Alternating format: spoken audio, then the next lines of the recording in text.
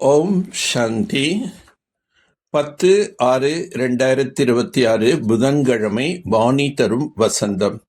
இனிமையான குழந்தைகளே, சிவபாபா மற்றும் பிரம்ம பாபா இருவரும் கூறும் வழிமுறை பிரசித்தமானது. நீங்கள் இவருடைய வழிப்படியும் நடந்து தங்களுக்கு நன்மை செய்து கொள்ள வேண்டும். சிவபாபா முதல் நம்பர் ட்ரஸ்டி ஆவார். அவரிடம் முற்றிலும் பற்று கிடையாது. பக்தி மார்க்கத்தில் கூட நீங்கள் அவர் பெயரில் என்னவெல்லாம் தான புண்ணியம் செய்கிறீர்களோ அவை எல்லாமே இன்சூர் ஆகிவிடுகின்றது. அதனுடைய பலனாக அடுத்த பிறவியில் கிடைக்கின்றது. இப்பொழுது கூட யார் தந்தையின் பெயரில் தங்களுடைய அனைத்தையும் இன்சூர் செய்கின்றார்களோ அதற்கான முழு கைமாறு தந்தை அளிக்கின்றார். ஏனெனில் பாபா கூறுகின்றார், சுயம் நான் சுகத்தை அனுபவிப்பதில்லை, நான் உங்களுடையதை பெற்று என்ன செய்ய போகிறேன். பதீத்த பாவன் என ஸ்ரீ கிருஷ்ணர் அல்லது ராதைக்கு கூற மாட்டார்கள். அவர்கள் தெய்வீக குணங்கள் உடைய மனிதர்கள் ஆவார்கள். மனிதர்களை பதீத்த பாவன் என்று கூற மாட்டாது. சத்திய யுகத்தில் பதீத்த பாவனரே வாருங்கள் என்று கூற மாட்டார்கள். பதீத்தர்களை பாவனமாக ஆக்கக்கூடியவர் ஒரே ஒரு தந்தை ஆவார். அவருடைய ஸ்ரீமத் படி நாங்கள் நடந்து கொண்டிருக்கின்றோம். பிரஜாபிதா பிரம்மாவின் வழியும் பிரசித்தமானது. ஸ்ரீமத் கூட பிரசித்தமானது. எல்லா தர்மத்தினருக்கும் தந்தை ஒருவரே ஆவார். கிருஷ்ணரையோ எல்லோரும் ஏற்றுக்கொள்ள மாட்டார்கள். கிறிஸ்துவர்கள் கிறிஸ்துவை தந்தை என்று ஏற்றுக்கொள்வார்கள், கிருஷ்ணரை அல்ல. ஏனெனில் கிறிஸ்துவர்கள் கிறிஸ்துவின் முக வம்சாவளி ஆவார்கள். தந்தைக்கு உங்களுடைய வழியை கூற வேண்டிய அவசியம் இருப்பதில்லை. சுயம் அவரே வழி அளிப்பவராக உள்ளார். யாருடைய அவகுணத்தையும் பார்க்க கூடாது. ஸ்ரீமத் படி நடக்க வேண்டும். கராச்சியிலிருந்து ஆரம்பமாகி முரளி வெளிப்பட்டு கொண்டே வந்துள்ளது.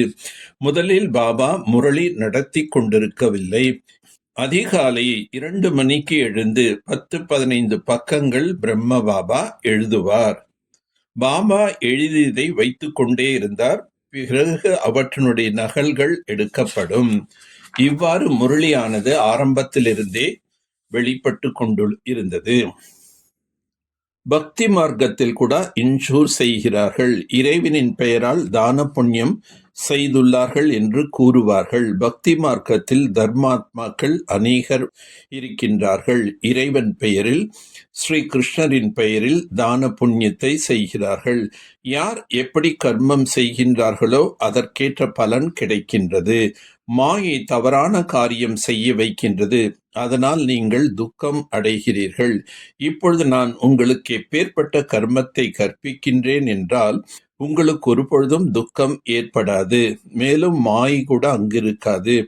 யார் எவ்வளவு இன்சூர் செய்கின்றார்களோ அதற்கேற்ப பதவி கிடைக்கும். சிவ் பாபா கூட ட்ரஸ்டி ஆவார் அல்லவா?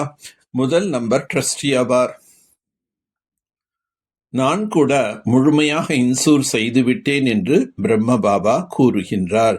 உடல், மனம், பொருள் எல்லாமே தந்தையின் சேவையில் ஈடுபடுத்தினார்.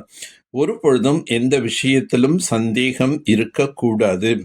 ஒவ்வொரு அடியிலும் ஸ்ரீமத் படி நடக்க வேண்டும். இல்லை என்றால் மாயை மிகவும் தீமை செய்ய வைத்துவிடும்.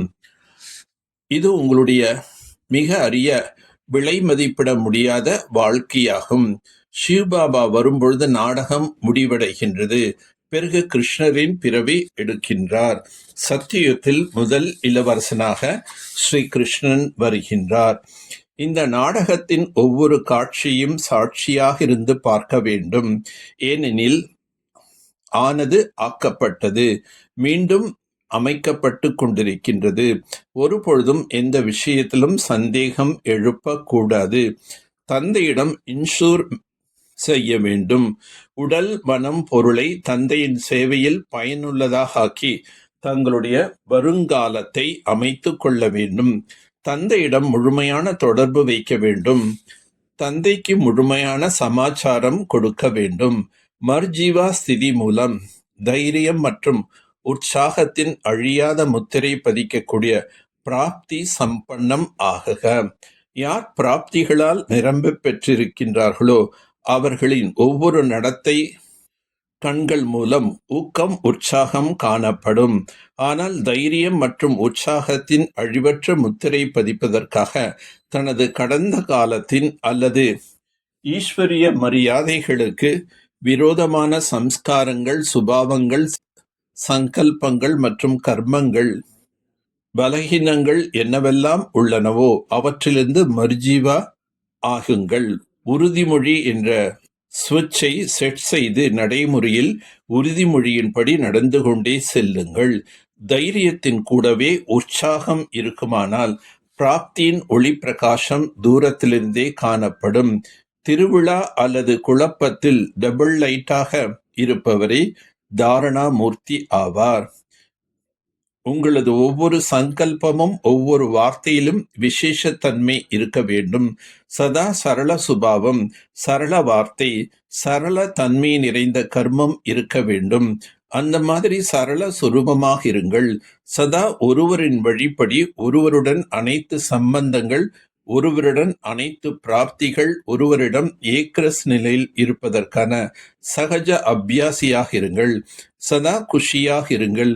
குஷியின் கஜானாவை பகிர்ந்தளியுங்கள். குஷியின் அலைகள் அனைவருக்கும் பரவச் செய்யுங்கள். இதுவே உண்மையான சேவையாகும். நல்லது. ஓம் சாந்தி. ஓம் சாந்தி. ஓம் சாந்தி.